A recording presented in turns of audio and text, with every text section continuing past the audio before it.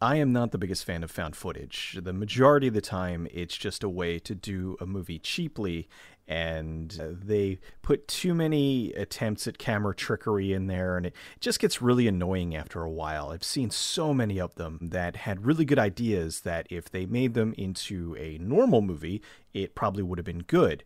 But because they went the really cheap route and made it a found footage film, it just did not work. However, every now and then there's a Blair Witch Project or a Paranormal Activity or The Last Broadcast, something that does things differently and works within the found footage medium.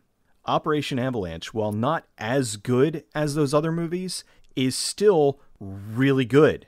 When I first heard about it, I liked the idea a lot. That was what drew me into it. It's about 4 CIA agents that are filmmakers, and it takes place in 1967 when the space race was going on, and it's when the US and Russia were both trying to put a man on the moon. The whole concept behind it is coming from the conspiracy theory of how the US government used a lot of movie-making techniques to fake the moon landing so it would make it look like we got there, because at the time, we just weren't prepared. There was no way we were going to be able to make it to the moon in this window. So it's these 4 CIA agents who go to NASA, and they're posing as a documentary film crew, and they essentially put together this fake footage of the moon landing. Now, the found footage angle of it comes from them being filmmakers and they're documenting everything that they do. And so in that case, it actually works, because a lot of found footage movies, the thing that irritates me is that they just keep filming. They're in the middle of this crisis situation and they're still filming. And with this, it made sense for them to keep filming. And a lot of times there wasn't really anything particularly crazy going on. It was more them just filming what was happening and just the tension of them trying to do this very much under the radar without anybody finding out. Later on, there are some sequences that are a little more actiony, so they're running, but the camera's still on, and it works within the confines of the film.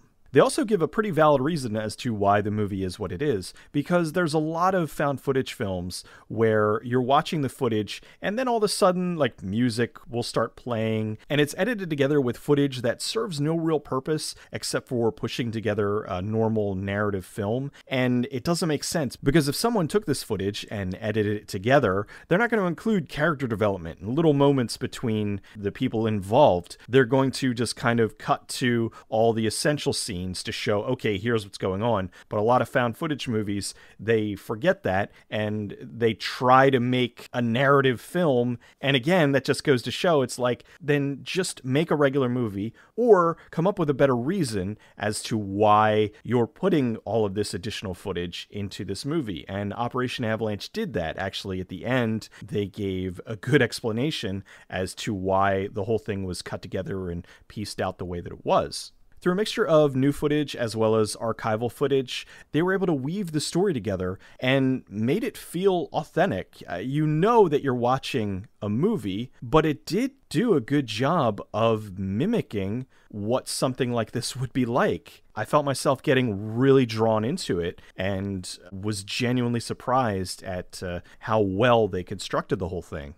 The downside was there were a few of the usual found footage trappings. As I said, they did keep the cameras running on a little bit more than you normally would, especially back in 1967. But I guess being that they were working with the government and the CIA, they had access to unlimited funding for their project and could afford to use as much film as possible. So that was fine. It was a little annoying. There were just moments where you're like, okay, the camera wouldn't be on, or the film would have fallen off the reels while they're running. It did get a tad corny at times, but not enough to completely pull you out of the experience. The actors did a good job. I thought they were believable. I thought that they all worked really well in their parts. I thought that the lead guy, Matt Johnson, also directed the film. So I think that that helped, because him being in this movie where they're making a movie, it all came together very well. And I think with him at the helm,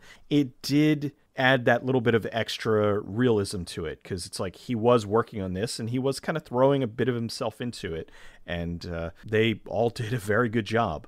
If you like found footage films, then absolutely check this one out. If you're sick of found footage films, I still say give this one a shot. It's got a unique enough premise. And while it's based on a conspiracy theory, it does leave a few things open that make you think. Now, just to clarify, I absolutely doubt that this happened. I'm not saying that we didn't land on the moon. We absolutely landed on the moon. But what I'm saying is that there's that little grain of possibility of, while they were trying to figure out how to get to the moon, if they were looking at alternative ways to make it look like they went there. So while I know that we did get to the moon, I do think at the very least there was the possibility that this might have been on the table as an alternative in case things didn't work out.